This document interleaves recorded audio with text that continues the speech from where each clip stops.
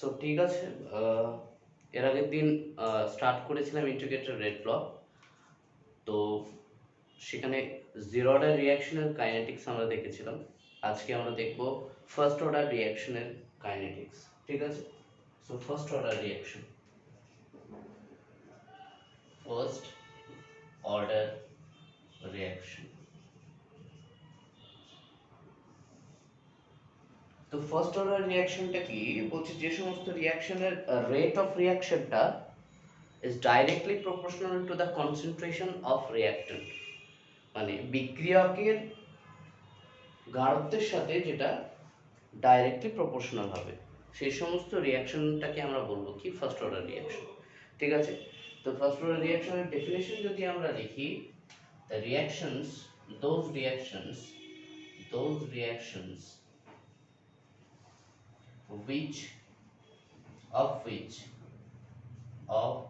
which rate of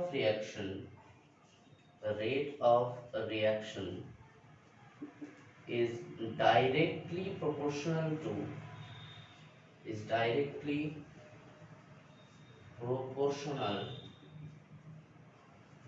to the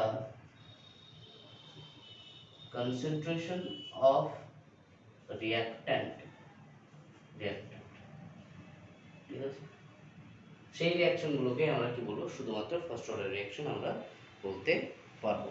ধরো first order রিয়াকশনের যদি এ থেকে প্রোডাক্ট তৈরি হয়, এ থেকে কি তৈরি হচ্ছে, একটা প্রোডাক্ট তৈরি হচ্ছে, তাহলে রেট অফ রিয়াকশনটা আর ইজ ইকুয়াল টু, যদি দিই বা নাও দিই, the concentration of A, তাহলে R is equal to K into concentration of A, A to the power 1 হয়ে যাবে, যেহেতু ফার্স্ট অর্ডার রিয়াকশন মানে শুধু এই হবে। ঠিক আছে, তাহলে এই ফার্স্ট অর্ডার রিয়াকশনের কিছু এক্সাম্পল আমি লিখছি। তো ফার্স্ট হচ্ছে কি decomposition of nitrogen pentoxide. First হচ্ছে কি decomposition of nitrogen pentoxide, N2O5 2N2O5 decompose হয়ে গিয়ে ভেঙে গিয়ে NO2 প্লাস O2 তৈরি করবে। ঠিক আছে, তাহলে এখানে 4, এটা হয়ে গেল একটা ফার্স্ট অর্ডার রিয়াকশনের এক্সাম্পল। আবার ধরো CH3 একটা এস্টার, CH3COO C2H5, যাকে আমরা H2O দিয়ে হাইড্রোলিসিস করছি। ঠিক আছে, যাকে আমরা কি করব, H2O দিয়ে হাইড্রোলিসিস করি যদি অ্যাসিডিক মিডিয়ামে। কোন মিডিয়ামে? অ্যাসিডিক মিডিয়ামে, মানে এখানে যদি আমরা H+ রাখি, ঠিক আছে, তাহলে কি হবে C2H5OH একটা অ্যালকোহল তৈরি হবে, তার সাথে CH3COOH। ঠিক আছে, এটা তৈরি হবে। তো এটা হচ্ছে একটা ফার্স্ট অর্ডার রিঅ্যাকশন। অ্যাকচুয়ালি এটা হচ্ছে একটা সিউডো ফার্স্ট অর্ডার রিঅ্যাকশন। এর আগের ভিডিও, তার আগের ভিডিওতে করিয়েছিলাম যে সিউডো ফার্স্ট অর্ডার রিঅ্যাকশনটা কি, যে রিঅ্যাকশনের ক্ষেত্রে রেটটা হবে 1, অর্ডারটা হবে 1, কিন্তু সেক্ষেত্রে কি হয়ে যাবে, যে বিক্রিয়ার ক্রমটা, বিক্রিয়ার মলিকুলারিটিটা হয়ে যাবে একের থেকে বেশি, তাকে আমরা বলবো সিউডো ফার্স্ট অর্ডার রিঅ্যাকশন। সেরকম এটা হচ্ছে একটা সিউডো ফার্স্ট অর্ডার রিঅ্যাকশনের example, COO C2H5, COO C2H5। ঠিক আছে, একটা হলো। তারপর ধরো N2O নাইট্রাস অক্সাইড যদি ডিকম্পোজ হয়, N2O, তাহলে কি হবে, নাইট্রোজেন প্লাস অক্সিজেন তৈরি হবে, নাইট্রোজেন প্লাস অক্সিজেন। ঠিক আছে, N2O যদি ডিকম্পোজ হয় তাহলে নাইট্রোজেন প্লাস অক্সিজেন হয়ে যাবে। এবং মোস্ট ইম্পর্ট্যান্ট, আরও অনেক রয়েছে, বাট মোস্ট ইম্পর্ট্যান্ট যেখানে কিছু বলা থাকবে না, এখানে লিখে রাখো স্টার মার্ক দিয়ে, যে all radio active reactions, all radio active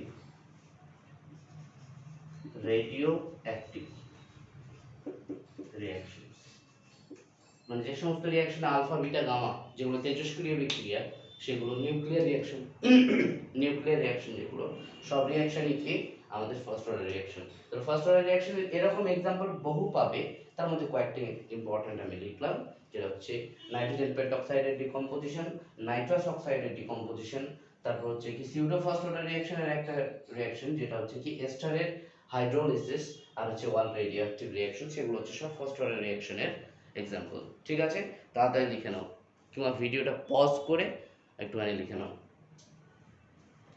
ওকে, হচ্ছে মুছে দিলাম।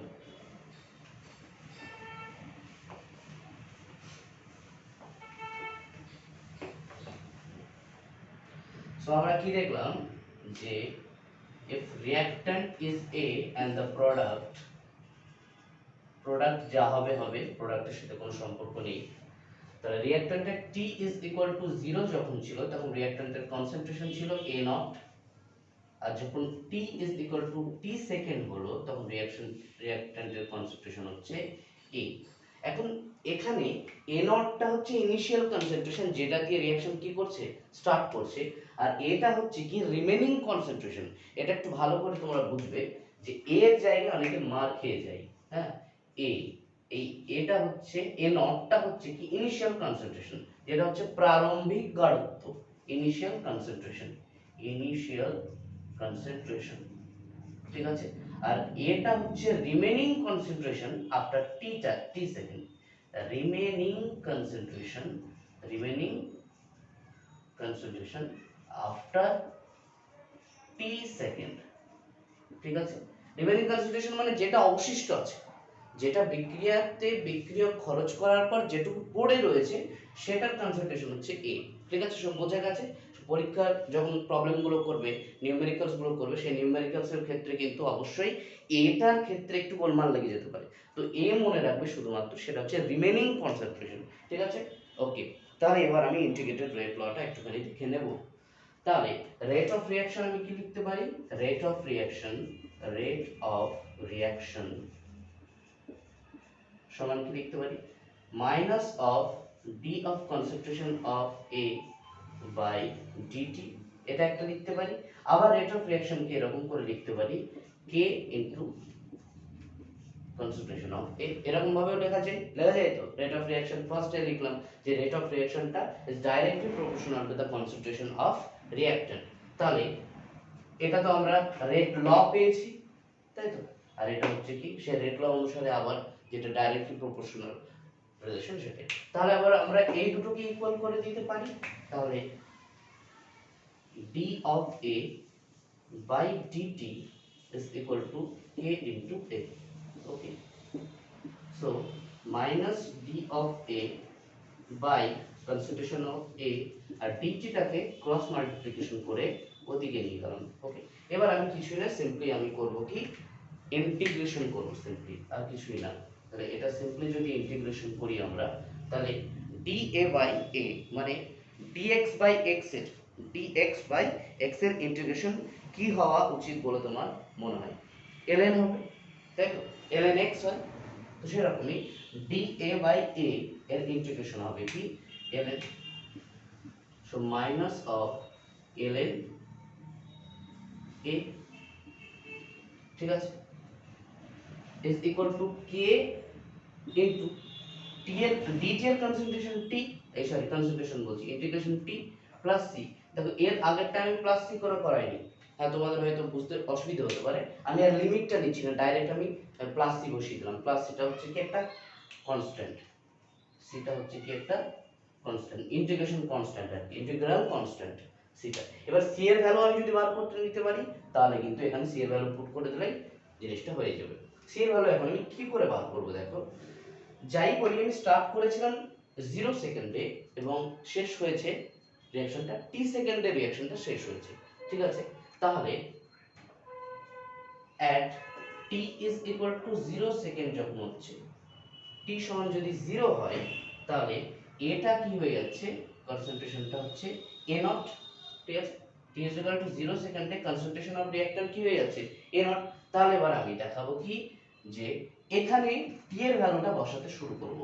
ঠিক আছে, তাহলে t এর ভ্যালু যদি 0 হয়, তাহলে k ইনটু 0 প্লাস c, আর a এর ভ্যালুটা হয়ে যাবে a নট, তাহলে minus of ln a naught. তাহলে c এর ভ্যালু আমরা কি পেলাম, minus of ln a naught. ব্যাপারটা বোঝা গেছে? কিছুই না, জাস্ট আমি সি এর ভ্যালুটা বার করার জন্য টিটাকে তো আমি টিতেও বার করতে পারি, টি সেকেন্ডেও বার করতে পারি, টি নটেও বার করতে পারি। তো আমি টি নটে বার করে দেখলাম, সেই কারণে সি এর ভ্যালু বেরোলো কত, নেগেটিভ অফ ln মাইনাস এ। তাহলে ln a is equal to kt negative of ln a naught। ওকে, দেখো এদিকে যদি নিয়ে চলে আসি তাহলে কি হয়ে যাবে, ln a naught minus ln a is equal to kt। দেখা যাচ্ছে পুরোটা? ওকে, is equal to kt। তাহলে এটা কি করতে পারি, লগ তো তোমরা জানো, তাহলে এটা হয়ে যাবে কি ln a naught by a হয়ে যাবে, এটা is equal to kt। So ln a naught by a is equal to kt। তাহলে এটা হলো একটা integrated rate law of first order reaction, integrated rate law of first order reaction, এটা আমরা একটা পেলাম। ঠিক আছে, ফার্স্ট অর্ডার রিঅ্যাকশনের ইন্টিগ্রেটেড রেট ল পেলাম। এবার এটাকে ln না করে যদি লগে নিয়ে যাই তাহলে কি হবে, যদি আমরা কিসে নিয়ে যাই, লগে নিয়ে যাই, তাহলে কি হবে, লগে নিয়ে গেলে জাস্ট 2.303 দিয়ে মাল্টিপ্লাই করে দেবো, আর কিছুই না। তাহলে লগেরটা পাশে লিখে নিই, তাহলে 2.303 log a naught over a is equal to kt। এটা log একটা, ঠিক আছে। এবার এখান থেকে আমরা টিটা বার করি বা কে বার করি, যাই বার করবো না কেন কিরকম আসবে দেখি। তাহলে কে ইজ ইকুয়াল টু কি হচ্ছে, এটা টোটালটা ডিভাইডেড বাই কি, টি। তাহলে ln a naught by a divided by t, এটা হচ্ছে রেট কনস্ট্যান্টের ইকুয়েশন। যদি টি বলি তাহলে কে নিচে চলে আসবে, যদি টি বলা হয় তাহলে কি চলে আসবে, কে নিচে চলে আসবে। এবার আমরা যদি লগ দিয়ে করে নিই, লগ দিয়ে এটা বার করে নিই, তাহলে k ইজ ইকুয়াল টু কি হচ্ছে, k is equal to 2.303 ln a naught by a over t। তাহলে এটা log x, সরি ln কেন বলছি, সরি এখানে ln হবে না, এখানে log হবে। So 2.303 a naught by a, ঠিক আছে। এখন এর আগের রিঅ্যাকশনে ধরেছিলাম যে a naught টা হচ্ছে ইনিশিয়াল কনসেন্ট্রেশন, যদি আমরা a naught করে না ধরে a হিসেবে ধরি, তাহলে আমি এর আগে বলেছিলাম যে a naught টা ইনিশিয়াল কনসেন্ট্রেশন a ধরতে, আর rest of the concentration x amount যদি খরচ হয়ে যায়, তাহলে rest of the concentration after t second remaining কত থাকবে, a মাইনাস x। ঠিক আছে, বাট এটা a বা a মাইনাস x হিসেবে লিখে নিতে পারো। তো কি রকম আসবে ইকুয়েশনটা, ইকুয়েশন আসবে, এগুলো সব কিন্তু ডিফারেন্ট টাইপ, ইকুয়েশনের বিভিন্ন রূপ, মডিফিকেশনটা দেখাচ্ছি আমি। So k is equal two, আরেকটা আমি পাচ্ছি কি, যে 2.303 log a by a minus x, ঠিক আছে। এটা কি ইনিশিয়াল কনসেন্ট্রেশন যখন টাইমটা 0 বাই কি t, ঠিক আছে। এটা হচ্ছে আরেকটা, এটা একটা, এটা একটা, এটা একটা, এন্ড এটা একটা, ঠিক আছে। এবারে ইকুয়েশন অবশ্যই মনে রাখবে, ঠিক আছে। সো আমরা কি পেয়েছি, ফার্স্ট অর্ডার রিঅ্যাকশনের ইন্টিগ্রেটেড রেট আমি কি পেলাম, ln a naught by a is equal to kt, বা ln টাকে লগে কনভার্ট করলে 2.303 log a naught by a is equal to kt। সেখান থেকে আমরা k এর ভ্যালু বার করে নিতে পারবো, যেটা k is equal to ln a naught by a by t। আবার আমরা যদি t বার করতে চাই তাহলে t এর জায়গায় k চলে আসবে। এবার এটাকে লগে করলে লগের ইকুয়েশন, আর এটাকে যদি আমরা এই রূপে আমরা দেখাই, এই রূপে যদি দেখাই, ঠিক আছে, তাহলে বোঝা গেল। আবার ধরো a naught minus a যদি করি তাহলে শুধু x হয়ে যাবে। ওকে, যেটা জিরো অর্ডার রিঅ্যাকশনে বলেছিলাম যে x is equal to kt কিভাবে আসছে, কারণ জিরো অর্ডার রিঅ্যাকশন এরকম পেয়েছিলাম যে a naught minus a is equal to kt পেয়েছিলাম জিরো অর্ডার রিঅ্যাকশন, ঠিক আছে। তারপর কি করেছিলাম, এটা যেহেতু a আর এটা কি a minus x, তাহলে a minus x মানে plus x is equal to kt, তাহলে x equals to কি পেয়েছিলাম, kt পেয়েছিলাম, ঠিক আছে, জিরো অর্ডার রিঅ্যাকশন। যে কতটা খরচ হয়ে গেছে, ঠিক আছে, কতটা কনসেন্ট্রেশন খরচ হয়ে গেছে, ঠিক আছে, টুকে নাও। তাহলে যদি সময় না থাকে তাহলে ভিডিওটা একটু পজ করে দেখে নাও। হয়েছে, মুছলাম তাহলে।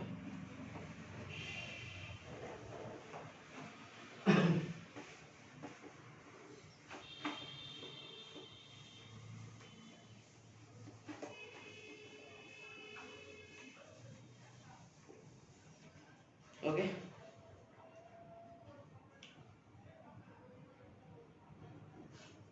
দেখো এবার আমরা ইকুয়েশন কি পেয়েছি, ln a naught by a is equal to kt পেয়েছি। এই একটা মনে রাখলেই হবে, যে কোনো একটা মনে রাখবে এটাকে।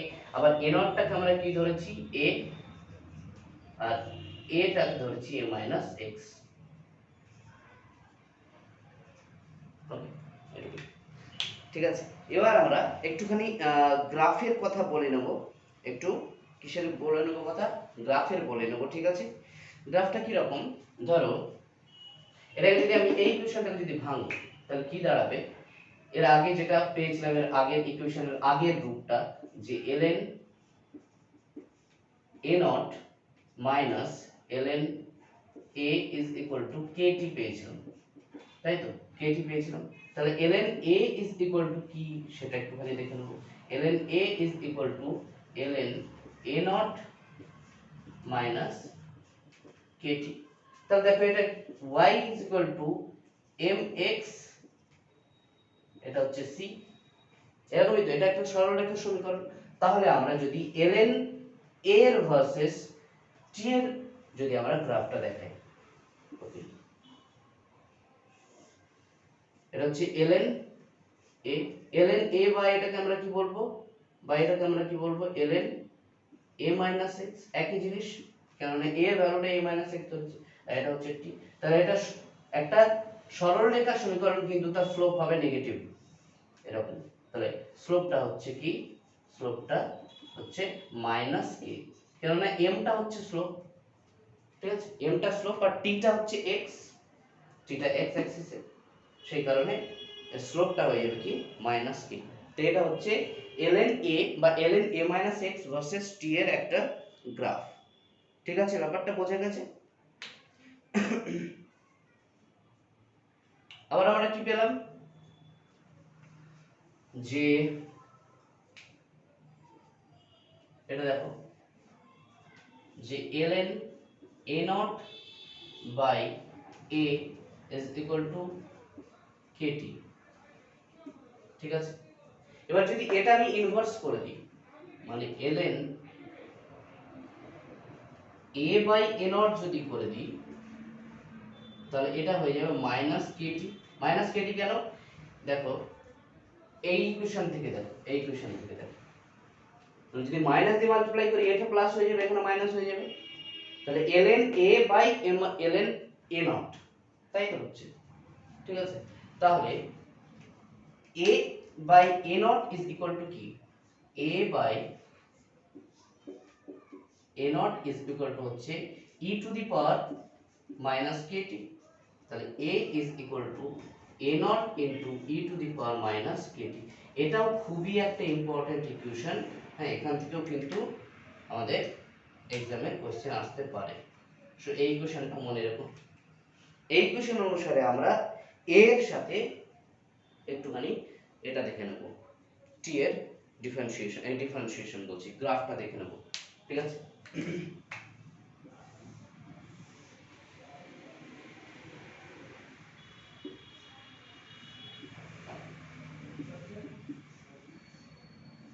তাহলে গ্রাফটা just exponential but negative exponential এরকম হবে,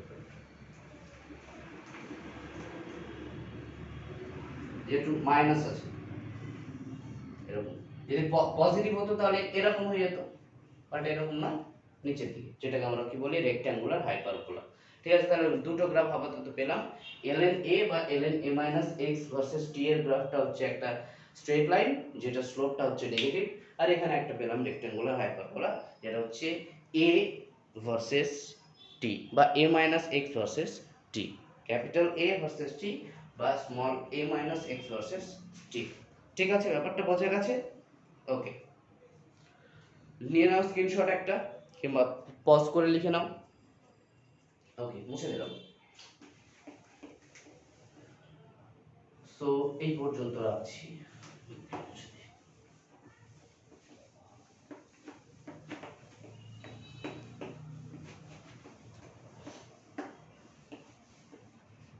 সো ফার্স্ট অর্ডার রিঅ্যাকশনের আমরা দেখব আজকে, এখন দেখব half life. half life of first order reaction, half life of first order reaction।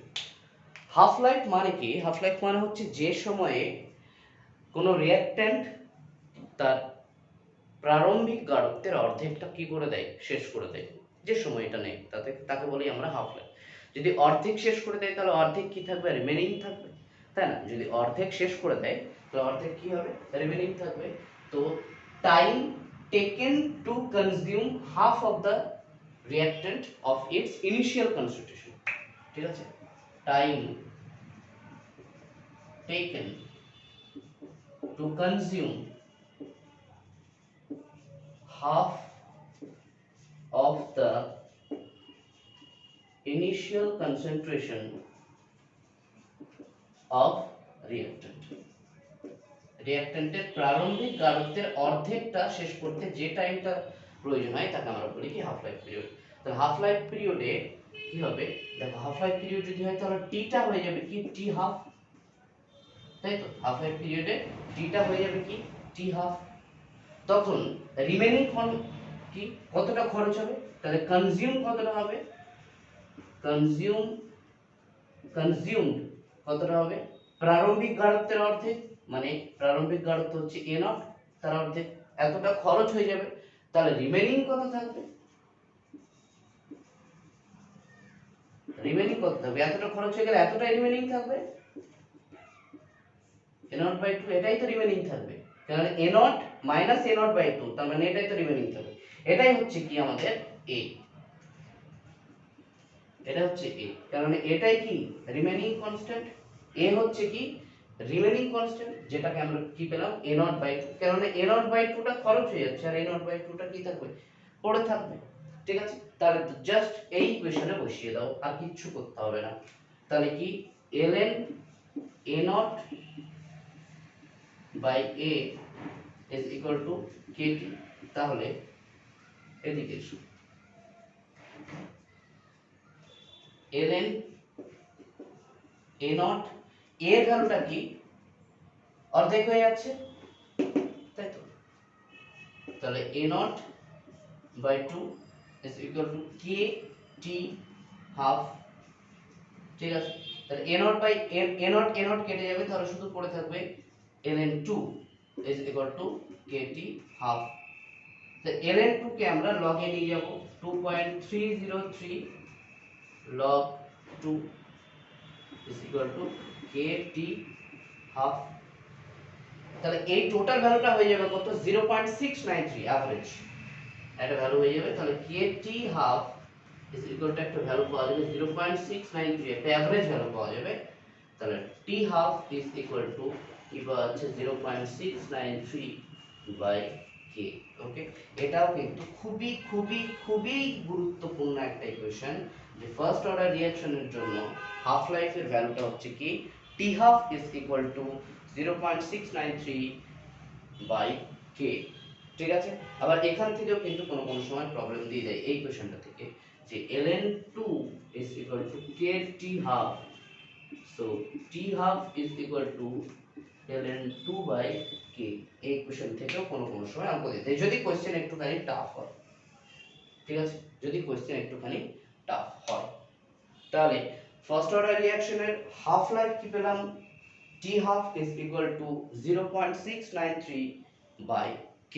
তাহলে দেখো ফার্স্ট অর্ডার রিঅ্যাকশনের হাফ লাইফ কিন্তু রিঅ্যাকট্যান্টের কনসেন্ট্রেশনের উপর ডিপেন্ডই করছে না। কনসেন্ট্রেশনের কোনো টার্ম আছে কি এখানে, নেই, এও নেই এও নটও নেই। তাহলে এখানে একটা কনক্লুশন লিখে দিই, the half life of first order reaction is independent of concentration of reactant, মানে রিঅ্যাকট্যান্টের উপর নির্ভরশীল নয়, রিঅ্যাকট্যান্টের কনসেন্ট্রেশনের উপর নির্ভরশীল নয়। তাহলে লিখি the half life period, the half life of first order reaction is independent of concentration of reactant. First order reaction half লাইফটা কনসেন্ট্রেশন রিঅ্যাক্ট্যান্ট বা গাঢ়ত্ব বিক্রিয়কের গাঢ়ত্বের উপর নির্ভর করে না, বিক্রিয়কের গাঢ়ত্বের উপর নির্ভর করে না। ঠিক আছে, বোঝা গেছে ব্যাপারটা? তাহলে ফার্স্ট অর্ডার রিঅ্যাকশনের আমরা হাফ লাইফ পেলাম এটা যে 0.693/K। ওকে, এই কোশ্চেনটাও মনে রাখো, সবগুলোই মনে রাখো। ঠিক আছে, নিয়ে নাও স্ক্রিনশট একটা বা ভিডিওটা পজ করে একটুখানি দেখে নাও। লেখা আছে ওকে।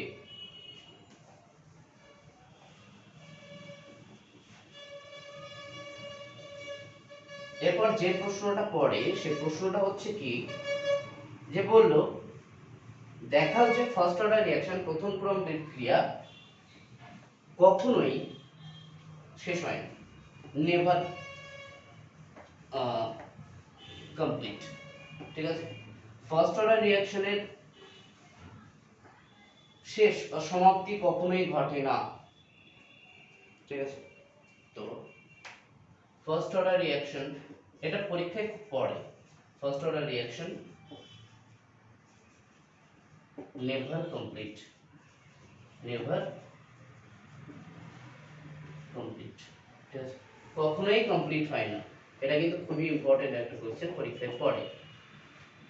তো এটা দেখাতে হবে তোমাকে, ফার্স্ট অর্ডার রিঅ্যাকশন কখনোই কমপ্লিট হয় না, সেটা তোমাকে দেখাতে হবে। তাহলে কিভাবে দেখাবে? দেখো, কমপ্লিট হয়ে যাওয়া মানে কি, রিঅ্যাকট্যান্টের কোনো গাঢ়ত্বই থাকবে না, এটা মনে রাখবে যে কমপ্লিট হয়ে যাওয়া মানে হচ্ছে রিঅ্যাকট্যান্টের কোনো গাঢ়ত্ব থাকবে না। ঠিক আছে, তো ফর কমপ্লিশন